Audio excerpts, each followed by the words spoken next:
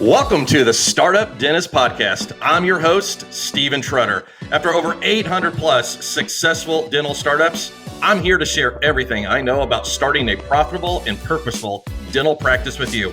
Welcome back, Startup Dentist Podcast listeners. Super great to be back and super excited to share some great concepts and wisdom today on your startup journey. If you're an associate dentist and you are thinking about a startup, well, then you're listening. But here's the thing I want you to listen out to. My most recent episode, I interviewed and spoke with, and I think I just passed the mic to, her name is Dr. Arthi, and she opened up a practice in one of the most competitive areas in all the country in New York. I'll tell you where she's at. And she talks on this most recent episode about building trust within a community. Now, most people probably think like New York, is there a community? Man, she's got it. So if you're thinking about like, okay, I know I want to start a practice. And if one of your biggest concerns is how do I connect with my community? More importantly, how do I get patients in the door? You need to listen to this episode. I left that episode completely jacked up. I went into a vision call like immediately afterwards, and a couple of the team members, Mike and Charlene, and my team were like, how much coffee did you have this morning? And I said, my obligatory 1 cup. But I said, after speaking with Dr. Arthi, I just left with like, wow, one of the greatest episodes I think I've ever been a part of, where she talked about this journey. She had some personal elements that she had to persevere through. You'll hear about her battle with breast cancer and things like that and building her practice. But more importantly, you'll hear a story about like how she's connected with her community, because she has built just one of the most successful startup practices I've been a part of, reaching new heights in terms of revenues. But more importantly, it's the following that she has. And she talks about like not a marketing gimmick, but really truly connecting with that person that's in the chair today, and how that one person went to 2 people, that 2 went to 4, that 4 went to 8, and it just multiplied over a short period of time. And she's at a point now where she is just cranking after a very short time of having her startup practice with huge competition and 0 insurances. That's not saying everybody should go fee for service. Her model, her vision align with that, but she's doing it so well. So you need to check out that most recent episode. Today, people talk about like, hey, somebody asked, how do you do it? What does Ideal Practices do? And so today I want to talk about the 13 stages, but not I'm not here to, that's cringy sales thing, but more, I'd rather provide you the complete tutorial on the proven system that has built some of the biggest success stories in all dentistry. And not only the stories I've shared on my website, through my book, through this podcast, but also more importantly, provide for you some of the most common pitfalls so that you can avoid those, where so many just succumb to those and really struggle within their startups. So let's go. So go grab your notepad or your laptop, and let's make this dream practice of yours a living and breathing reality. All right, folks, people ask, what does Ideal Practices do? We have built a system. It's called the 13 stages. And today I want to take you through that tutorial. Again, if you read my book, The Startup Dentist, you know the graph. You've seen that 13 stage element. What goes into that? Well, now that I got you listening, I'll just say this. There's more than 13 stages of a church startup, because you kind of take that like an accordion. It's almost like one of those, when you're a kid, if you're hot and you're in class, and you're like, oh, I'm going to do one of those fans, where you took the paper and you like just fold it in on end, and then you fold it at the end, and you had this little fan. So imagine like 13 stages then is condensed, and then now we're going to fan it out and say, whoa, there's a lot of elements that are in here. I have been doing this for over 20 years, and I'll tell you, like I still see stories on Facebook of doctors that are struggling, and you don't have to. You don't have to go through the typical trial and error method of becoming a successful practice owner. You can fast track it. And today I want to talk to you about those 13 stages that we've guided and created some of the biggest success stories you have read about. So let's jump in here. So first off, what I want to do is I want to visit an overarching strategy that sums up our 13 stages. And you probably heard me talk about this on this podcast, and you'll read in my book. I call it the 3P methodology. And it's really practice, profits, and purpose. Now, with practice, what I like to talk about is the physical elements. Now, so if you're listening, the first thing you don't want to do is go get a loan and go find space. That's what most people think. Like, I rush out, I find space, and I have funding. I have a practice. Oh, okay, sure. Yeah. You have the physical elements of a practice and the financial means, more than likely. But do you have a practice that's built upon to be able to get profits? And then more importantly, how do you connect within your community with a bigger purpose? So, don't just focus on the opening of the doors. I think that's where most people do. It's like, I'm going to focus on opening the doors. How do I save money and things like that? I've talked ad nauseum about like focusing on growth strategies, not saving strategies. So practice is the physical element. We need to have those elements.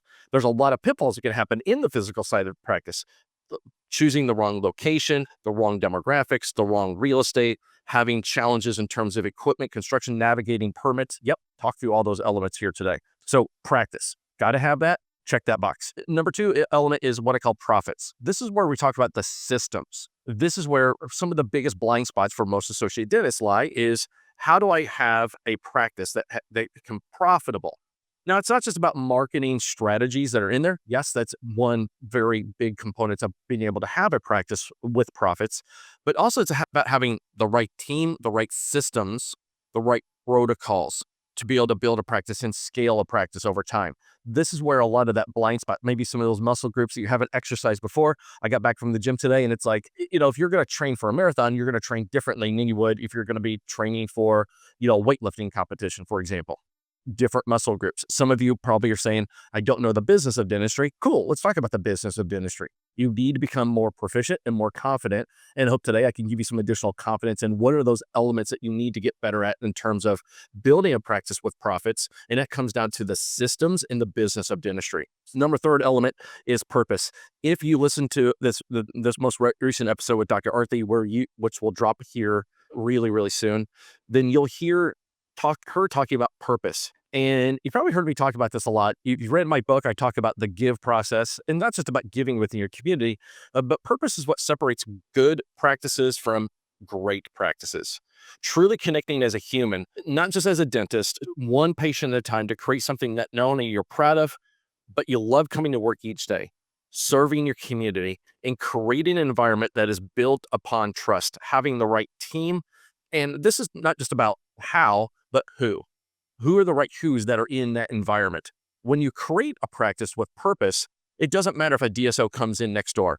And I've had lots of clients, I've had DSOs come next door, other practice owners. They still thrive and grow despite other practices in there because they've built a practice in their community that connects well with the patients. And they understand that you're treating them as humans, that it's not a financial transaction. When you can get to that stage and really focus on what is your biggest purpose? What is your bigger purpose? Why do you want to have this practice? What is your why? Then you'll be in that right mindset to say, now I am ready to become a practice owner because I have a practice that can become purposeful. So I would say the secret sauce that we always have is all of our practice owners, we talk about this big 3P methodology. And really this purpose is like, man, that is the big one. That's the big one that gets the practice owners from good practices to great practices because they're able to connect within their community and be able to have such great trust that they're building up that it snowballs. One patient talks to another patient and to another person that becomes a patient, and that just snowballs over time. So if you leave with anything today, and when I talk about like our course or Start a Practice Blueprint course, I always talk about this 3P methodology, and you'll see how these elements are going to fit into it. So the 13 stages looks like this. First thing we always talk about is your vision of a practice. And I think when it comes to vision, a lot of people think about like, what do I want the colors of my practice to be? What do I want the flooring to be? Yeah, you got the physical vision of the practice, but more importantly, what I like to think about is start to dial into what is the reputation that you desire within your practice? Even before your doors open, start to think through what that element is. Vision starts there, which is maybe how do you want to be known within the community? What is that reputation that you desire to have as a practice owner? The other part is kind of a thinking forward of beginning with the end in mind. Someday a practice ownership will end. What did you leave behind? Some of our clients talk about like leaving behind a legacy for maybe a future practice owner to take over the practice. Some of our practice owners talk about mentorship, being able to maybe bring on other associates and really help continuing this positive cycle of private practice ownership.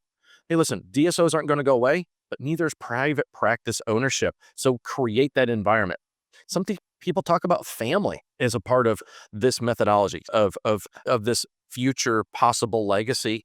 Others even talk about how they were thinking about their community, how maybe they can help their community beyond dentistry.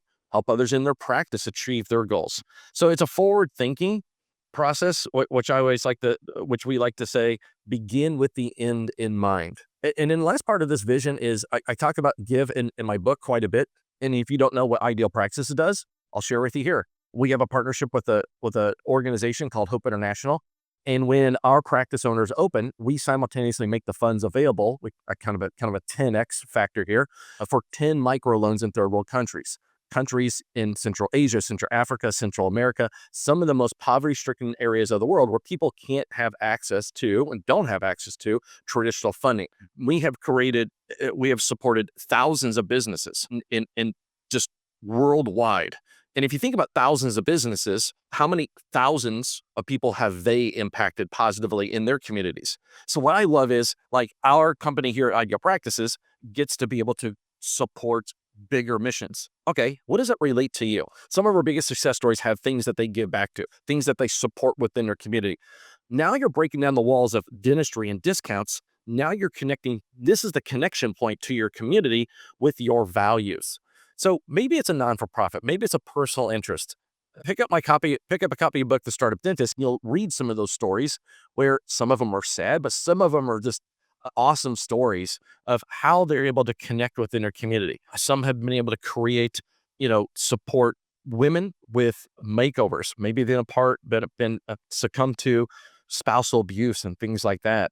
Some have had personal interest. You'll hear about Dr. Lauren, the mountain bike dentist, or the mountain climbing dentist. She's both. She's a mountain climbing wall in her reception area, something we designed, which is really appropriate for where she's located in Colorado. But she supports a local non-for-profit that helps with the development of mountain bike trails. But the cool thing is that her team shares this, and her entire community knows who she is. Not just because of the great dentistry, but also because of what she genuinely and authentically wants to support.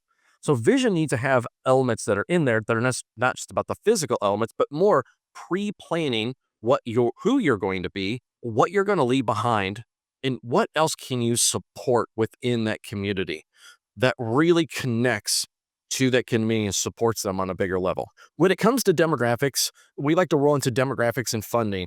And demographics is not just, you heard me before, I always say demographics is not simply about ratios. Because if it would, nobody would want to start up a practice like where Dr. Arthi did in New York. The numbers didn't support it. It wasn't like 10% below. It was like, okay, Dr. Arthi, these demographics for New York are not going to look great. They're going to look bad. Okay, so now we need to have a marketing strategy. But with demographics, we're going to talk about multiple elements that are there. I think first off is thinking about some personal elements when it comes to demographics. Don't just look at a report and say, the report says the numbers are great.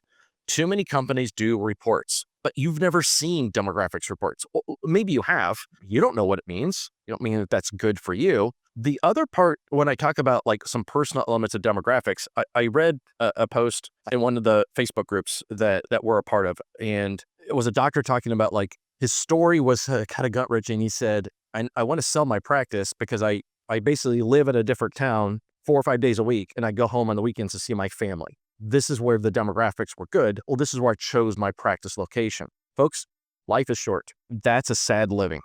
So there needs to be some personal elements that need to be factored into your demographics, whether that's elements like how far do you want to travel, what aligns with your family, schools, homes. Like really think about that, because it's a lot easier to draw and surround a happy personal life with a great business life. Don't have just one, have both. You can have both, by the way. And when people post things and it really gets on my nerves, go rural, great. For doctors who want to be rural, go rural.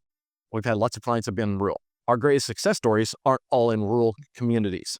Yes, there's demand and things like that there, but if you don't want to be there, don't choose it because somebody that did it one time 25 years ago said rural was really good for them, unless you feel like that's a great opportunity for you.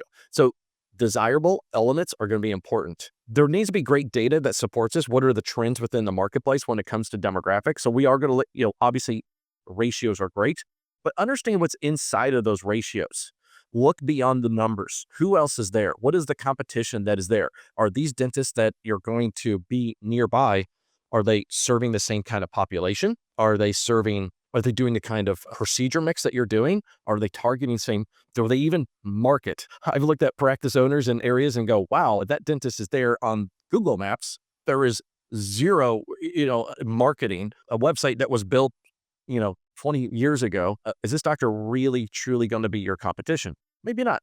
But there needs to be data. Data points also, like when we look at data points, we're looking at hundreds of different data points, including things like, ratios. We're also looking at trends within the marketplace, housing elements. And then also within demographics, really define like, who do you want to see? Don't go into a location and find yourself, opening your doors and go, wow, numbers were great. I don't like my patients. We have a couple clients right now, like this is not picking on them, that had bought practices in areas that really don't align clinically for them, nor is it kind of the patients that they truly connect with. And so we find startup locations for these clients to find the right ideal patient within that area. So demographics, not just about simply numbers, but personal elements. What are the trends within a marketplace? And also, well, who do you really want to see? So think about some of your most favorite patients. Let's go find an abundance of the area that aligns with that. Your funding, I just talked financing not too long ago, and I'll tell you this, funding is not just about getting a loan, it's aligning with the right financing partner. So as you're getting financing put together, really think about like line things with like where you're at with your student loans, making sure that your student loans are in a good place, have the lowest payment if you're on like IBR and things like that. The other thing is in terms of funding, to get the best funding, a couple things need to happen. Number one, you need to have liquidity. You need to have somewhere between 5 and 10% of what you're going to borrow. What does that mean in today's environment? Somewhere between 30 and 40 to probably 70, 75, $80,000, give or take in terms of liquid assets.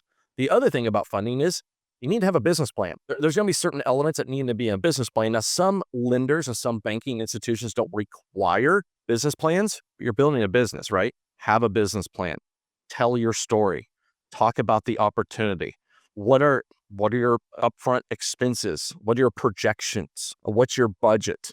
What are the demographics of the area? Tell the story to the bank, because the fastest, easiest, with the best conditions, that path that exists with the right bank, but also with a plan that you can put yourself on top of that list as opposed to the bottom. Prepare to have these conversations with lenders as well when it comes to the funding element that is there. So funding obviously you need to check that box. Before you ever even start looking at real estate, you need to know, do you have a path for funding? Because once you get into real estate, it's really hard to kind of untangle that, especially if you find a space that you like.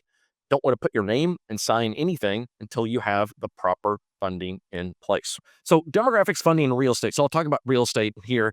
Those three elements kind of like are some of the practice elements when I talk about those three Ps, as well as construction elements and things like that. Real estate. You're driving around your town. You see the sign that says space for lease. Man, you want to call that sign. Don't do it. Unless you have transacted 100, I'll just put a really high number here. Unless you've done 100 commercial real estate leases in your career, don't call the sign, because the second you call the sign, you're now involved in a transaction. You don't know it, but you are. If you're not properly represented, meaning you don't have a real estate agent that is represent you from a tenant representative perspective, you have put yourself already in a bad position. I call this the tale of two deals. You come in by yourself, here comes a piece of paper. Here's the lease terms. You may, oh, those look great. Second, if you came in with a representative, somebody that knows, somebody that's representing you, you will probably get an entirely different transaction. Why? Because that landlord and that agent that's represent in that building, when you walk in by yourself, they know you haven't done this. What that means is they're going to give you something and say, let's see if they fall for this. You don't know what you're looking for, and you're not going to get a better deal. No matter what anybody says, you'll never get a better deal being by yourself whatsoever. Won't happen. You'll get a worse deal. You will be caught in a really bad situation. Real estate also probably provides, in terms of like all the steps of this entire process, I would say this: real estate has the most influence on your timeline. Some markets, it's a big challenge to find the right real estate. Now, leasing and purchasing, that's a whole nother rabbit hole. I always say this, if I can sum that up in one sentence: choose the location that is the best opportunity for your practice, not your portfolio. Worry about your portfolio later. Your investment today is your practice, not commercial real estate. So if you just say, I just want to purchase, you will limit yourself to the amount of potential opportunities exist because there's going to be a bigger abundance in every marketplace. More leases will be available to you than there will be purchases. Then if you get to that next tier and say, well, I really need a purchase. Okay, great. Now you're limiting yourself to maybe a couple properties or properties in areas that aren't going to align in terms of the best demographics. That's not to say purchasing isn't a great path for people. I'm just saying don't prioritize the ownership over the opportunity for your practice. So maybe I summed that up in a few sentences. So real estate could be, anywhere between a 2, 3, 4, 5, 6 month process in some cases, sometimes longer. It really depends on the marketplace. The other big thing is floor planning. Don't get free floor plans. Here's why. Free floor plans only come when you buy a certain amount of equipment. Anybody will give you something free. What's attached to that? Your floor plan needs to align with your vision. More importantly, it needs to give you control and freedom within that. Your floor plan there's a science to floor plans. There are certain areas. You'll read about it in my book, The Startup Dentist, where I talk about floor plans specifically with John, who's our floor plan designer. There's an art to it, but there's also a science. How do these things align? How does it align for your future growth? How does it align with the productivity? A bad floor plan can constrict growth within a practice. If you think about distance and the zones of these different areas, whether it's the clinical zones, the administrative zones, you've got all the other different elements of your floor plan. These zones need to line up correctly so that you don't have a floor plan that is mismatched and you have bad distances, sight lines, and elements like that. Next thing you know, it's like you're bumping into people. There's just too far of distances. Now, if you think about how those elements and how the flow of a patient would go within your practice, if you're losing minutes per patient based upon a bad floor plan, those minutes add up to big dollars over the course of a career. Your floor plan needs to reflect your vision and give you control within those elements, and avoid free floor plans. Equipment construction and technology. All right, equipment. It's a big topic, but when you start talking about equipment, you really want to make sure that you have somebody that understands what you need, not what they want to sell you. This is one of the biggest line items. Equipment and construction are the two largest line items when it comes to your budget. With equipment, I always say if you think about choosing equipment, think about it in terms of like purchasing a car. And what I mean by that is there are like levels and tiers of cars. Maybe you've got your budget friendly cars that are, your Toyota Corollas. All right. Budget friendly, no frills, nice car, probably run a long time, but a lot of plastic parts. I would say like your mid tier, you're starting to get into maybe some nicer, maybe not luxury, but like nicer vehicles. Those might be cars like maybe, a Lexus or, an Infinity or something like that, leather and things like that within it.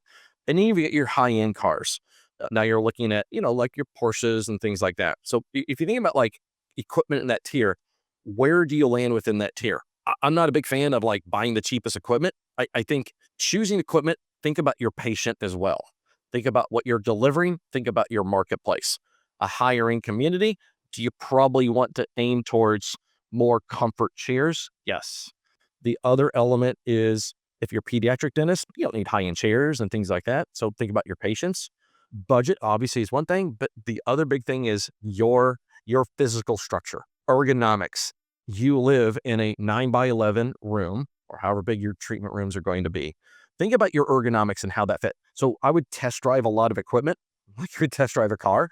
How does that fit within your ergonomics? The other thing is when it comes to equipment, you don't need to equip all your rooms and things like that, plumb all your rooms, things like that. You may be starting off with somewhere between 2 and 4 rooms to start off with, depending on your budget, clinical, the amount of patients and things like that are there. 2 to 4 rooms is a really, really great starting point. Used equipment, I don't love used. I like if you can find elements that could be used as somebody else's stuff. It's like, hey, here's a used pan. Okay, who's going to install it? Do I get a warranty and things like that? I think there's a refurbished area that's out there, especially for some of the high-tech elements. I think refurbished is a good place. But keep in mind when it comes to refurbished, you need to make sure that someone's going to install it and it comes with a warranty. That's what happens with refurbished. I think it's a really great way to hybrid kind of your equipment purchases where more than likely your chairs and some of those elements, your delivery units are new, installed by, your your distributors and things like that. And I think some of your tech elements, whether it's imaging, things like that, you can find a lot of great places that are out there that are in this world that provide really great refurbished, saves a lot on your budget, gets you the technology that you need, and more importantly, comes with the installation and the warranty. That's a big thing. So I would avoid the used market simply because if it breaks down, you got a big problem, especially when it comes to mechanical elements. Construction, really make sure that you have a contractor that understands your world when it comes to dental construction. Now, you can fall outside those lines. I worked with I've had clients in certain markets where there aren't dental specific contractors that are there because it's just not a big enough marketplace to be able to feed a contractor all, just there's not enough dental transactions and dentists and dental practices opening up. But I think when it comes to construction, you want to make sure that you guard yourself.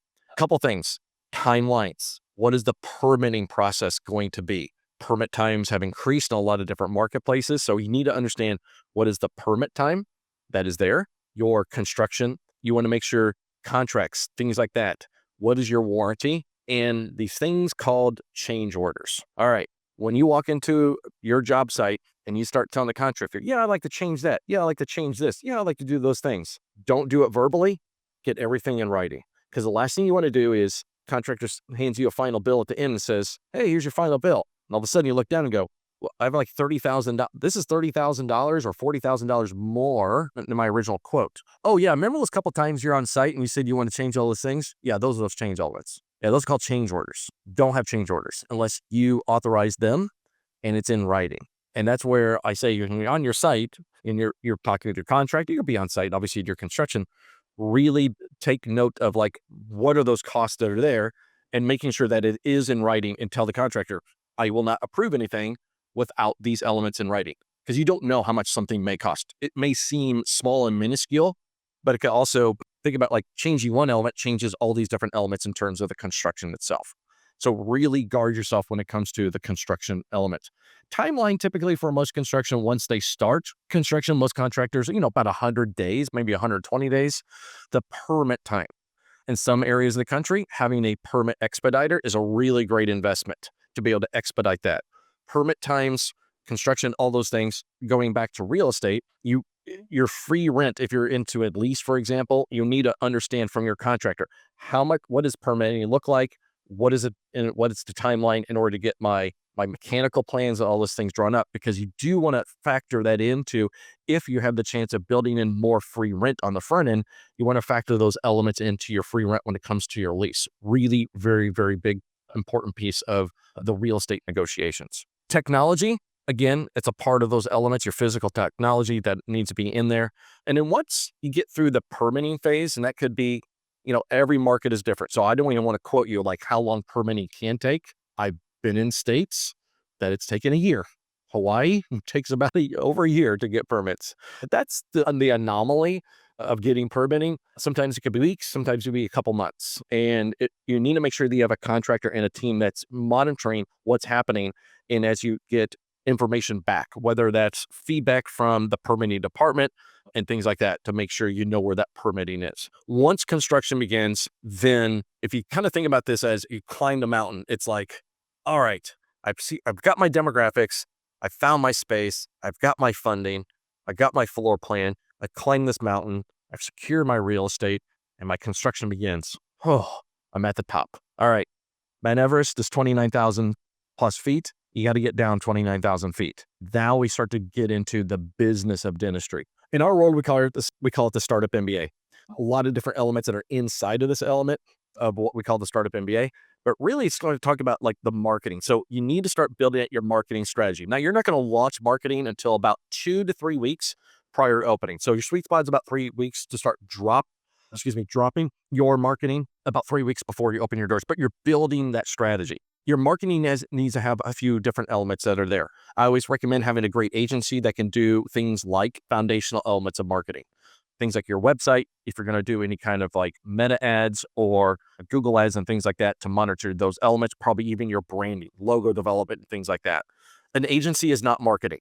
I see so many people post on Facebook like, who's ever using for marketing? A month later, that same doctor's like, who's your reason working? And it's like, I see people jump around with marketing agencies. Keep in mind, who you work with in the beginning may not be the same agency that you work with forever, but an agency is not the solution for marketing. They're a part of the solution. Everyone thinks like, I need to hire, once I hire a company, I'm going to sit back and just see all the patients roll through. No way. Your ground marketing, your community efforts are going to drive those first, we always say, your first 100 patients need to come through your own efforts. An agency takes time to build up what's going to work, what are the right keywords that are going to be able to connect within the community. It could be 30, usually I say 60, 90 days of a runway for an agency to really get all those other elements behind the scenes to start like kind of building up your SEO and things like that. Takes time. So it's like, what are your elements that you're going to do to drive patients into your practice? Not physically drive, but it's connecting with your community. It's connecting with local businesses. It's connecting with groups that, connect it. Now, when you go and you're connecting with your community, be a human, not a dentist. Don't just go in there saying, I'm trying to get patients. You connect with them on a human level. You're connecting with them as people. Hey, I am opening a practice. Hey, what can I do to help your business? Hey, what are things within the community? Really, I call it creating chemistry with people, because those people long term, and keep in mind, just because you meet a person one day and they're like, well, I met that one person and it didn't work. I'll say this, marketing is about touches. It may take even a potential patient hitting them and having them, attracting them into your practice may take multiple touches. It may be this ad. It might be this post. It might be this connection point. One time and it fails doesn't mean it failed. One time is just that one-time effort. Some cases, it may take 4 to 7 touches before a person becomes a patient. It may take 4 to 7 times of connecting with people in the community before you really start to build that community trust as who you are within the community. And over time, it's like, hey, I have a friend of mine that's moving in the area. Hey, I have another business owner. Wow, their team could really use a good dentist. You have great business connections within the community. So your marketing is not just about tactics. It's about a strategy of having some people, an agency, do part of it, your ground marketing, and then now we're going to wrap in that give. That is the value proposition. That is the element that you're saying, hey, I'm Dr. So-and-so. I'm opening my practice over here. Can I tell you what my practice is supporting? It could be a local cause that serves your community. It could be a local foundation, a non-for-profit, a personal interest that just says, they know who you are. It's not just about your margins. No one's going to remember how great your margins are because guess what? They're probably all great. You probably have great margins, but no one's going to remember you and say, wow, that's a dentist with the greatest margins. No, they're going to say, that's a dentist that does that thing. Maybe it's something you do every year with your team. Maybe it's like a big event that you even do with a give partner or things like that. Dr. Brian, my book, you talk about that every year. He has this big, almost like a small festival with a next door business of his. And they talk about like supporting their give, and they bring this give, and they bring the people that this give serves within their community. And their team is a part of this whole big thing. And everybody knows like this thing happens once a year and more people come to it. Just a really great community outreach. Within this element of the business, hone in your leadership skills, hiring processes. Okay, hiring, choosing the right team, boy, that's tough, but you could do it. And I think one of the big things is you want to share your vision or your vision statement and your mission statement with potential hires. Talk to them about like how you want your practice to be known within the community. You're going to find by sharing that vision with potential hires, you're going to find people who go, man, I've been working for so-and-so. I've been working for this corporate dental practice. I've been working for Dr. So-and-so. I never heard this before. We hear those stories on a daily basis because it's pre-planned. You'll find the right people that want to be a part of your mission simply because they're attracted to connecting with people. You're treating patients in a different way. You're describing them how you want patients to be treated. And you're going to find people that weren't looking for jobs. They were looking for a career path. And you're attracting them not just because you'll be able to pay them the most, because as a startup, you probably won't. So you want to find the right people that say, yeah, I want to be a part of what you're doing. And that's how you choose the right people. Now, it's going to take time. There's a lot of different channels of hiring people, online searches and things like that. But one of the big things of finding that right team is sharing this mission with them of help be a part of this. You're not just a boss, you're becoming a leader. And a leader is showing them how you want things done. A boss just tells people how to do things. You probably work for bosses now. And bosses just simply tell people, I go do this. This is how you should do this. As opposed to, let me show you how to do this. Leading by example. Insurances, financial guidelines, all these different elements are part of this 13-stage process. So I talk about like navigating insurances. Our insurance team, oh, they're awesome. Credentialing, understanding your fee schedules. There is a process for this. It's about, in our world, 3 to 4 months of like the insurance element, but really understanding what are the right insurances. Maybe you are going to go fee for service or be out of network. Okay. That's a whole podcast episode. I could talk about that. But when it comes to, if you're picking up PPOs, we always say like, what are the best ones within your community that align with your ideal patients and things like that? Those are kind of the elements that need to be there. Some credentialing companies are going to say 6 to 8 months and things like that. That's why you always start that process early. Our world's about 4-ish months just because of all the connections that we have behind the scenes in terms of some of the biggest carriers that are out there. For those that are going to go out of network and or fee for service, I don't recommend it for most. I think it aligns for very few. I think it depends on your clinical mix, the patients that you're going to serve, and the community where you're located. I get it. Insurances, nobody loves them.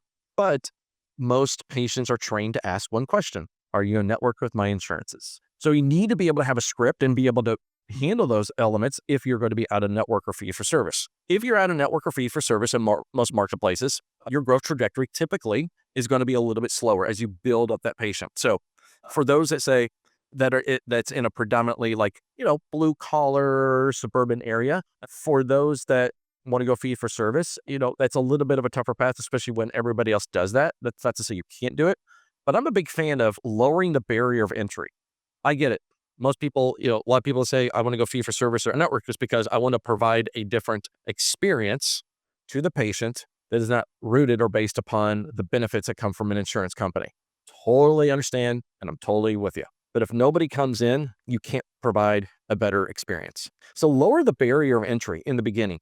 So many of our clients over the first couple of years start to drop those insurances, even some of the big players, over time as they build trust within the community, because fee for service and out of network in most areas is a trust factor. And if you have like a really great referring channel that exists, especially if it's, if you're a specialist and things like that, then, out of network and fee for service is that. So today I'm not saying what is the best path. I'm just simply saying there are a lot of factors when it comes to how to choose that. And it's a lot of different personal elements, community, your marketplace that really will provide more clarity on which path is going to be the best for you.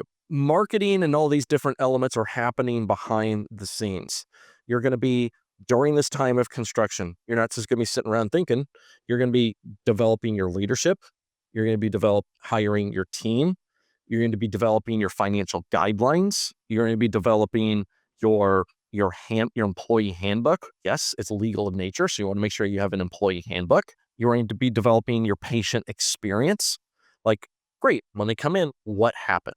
Is there a tour of their practice? What happens that goes here? You're going to be ordering supplies. You're going to be making final decisions in construction. Your equipment is going to be installed about, a week or two before you open your doors. You're making some final decisions within those elements. The other elements when it comes to business is your payroll elements. Once you bring on your team, about 30 days before you open your doors is when your payroll is going to start within that framework and within that timeline.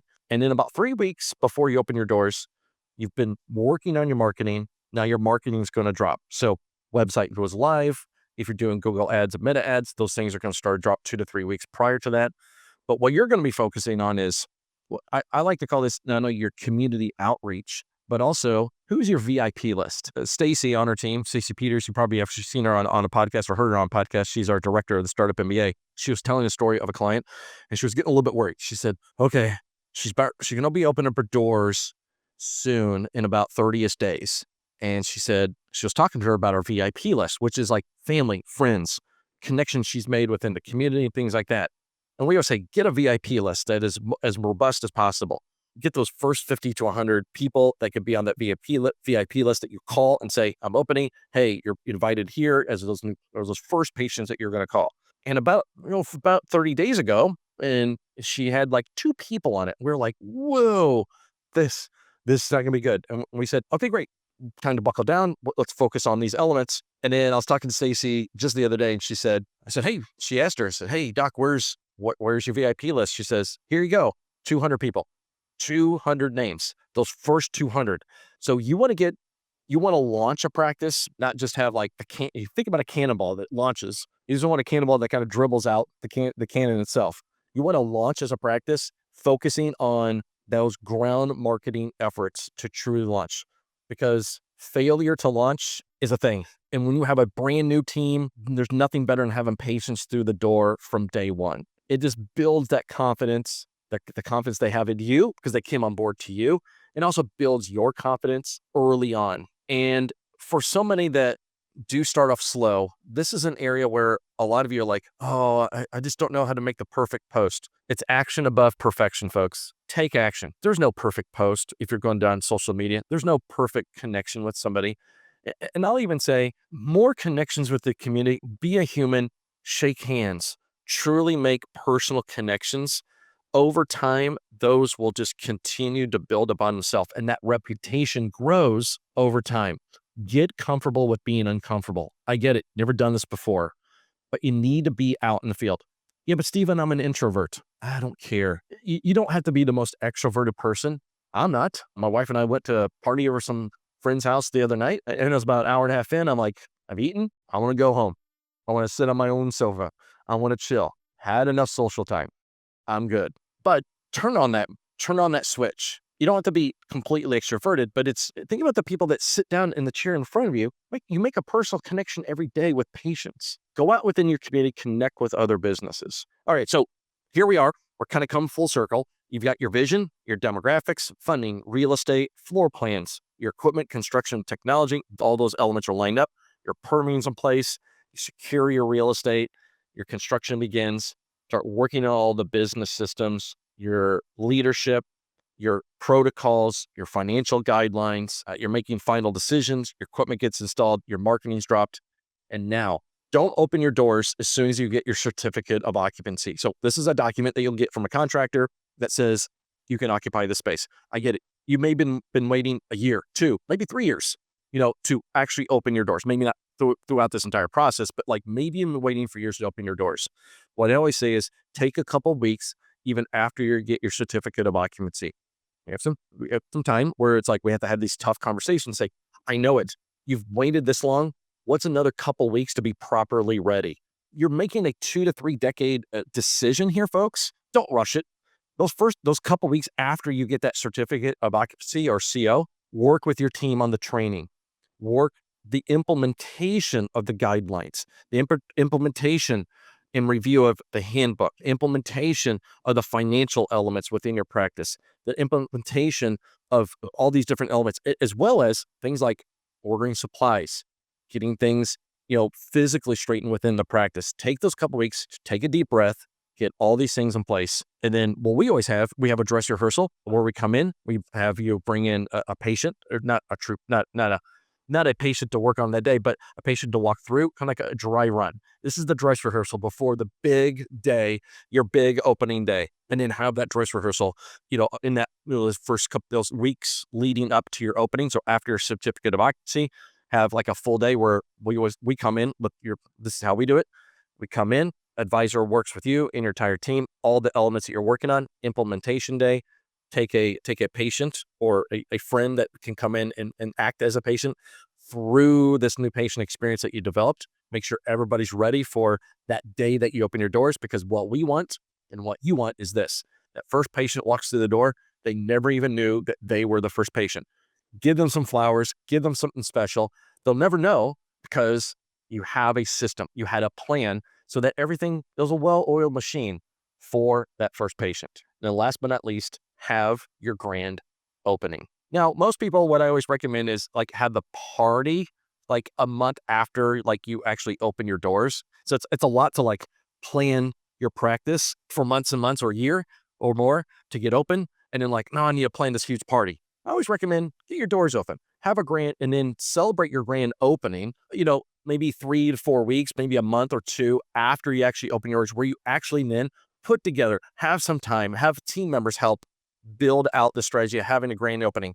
Connect with people like community leaders, whether it's like your local, like maybe you're part of your Rotary or Chamber of Commerce. We always have we have a lot of clients that'll have like their local chamber president come in and cut the ribbon. Do that after you actually open yours. Be open for a month or so, let the dust settle, start seeing patients, work through that. And during that time, plan out this gathering.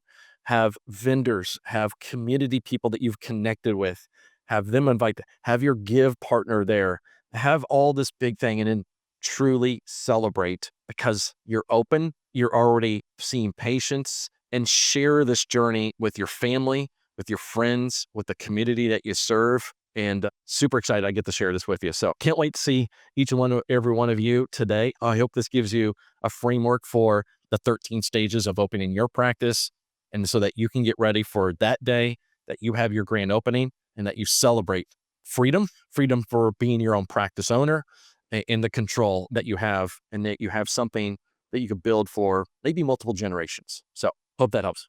If you want to learn more about our 13 stages, couple paths you can go. Pick up a copy of my book, The Startup Dentist, at the startupdentistbook.com, or join us at our next upcoming course, the Startup Practice Blueprint. That is at startuppracticeblueprint.com. We have these courses twice a year where we have a couple, usually 2 to 3 dozen associate dentists like yourself that come in, where we talk about we take this entire process and lay it out over 2 full days with not only our team, but other industry experts that talk about legal elements and marketing elements there. So check that out. That's a wrap on the 13 stages of a startup. Hope this gave you some great insight. Again, I'll leave you with this. Don't just focus on the opening, practice profits and purpose.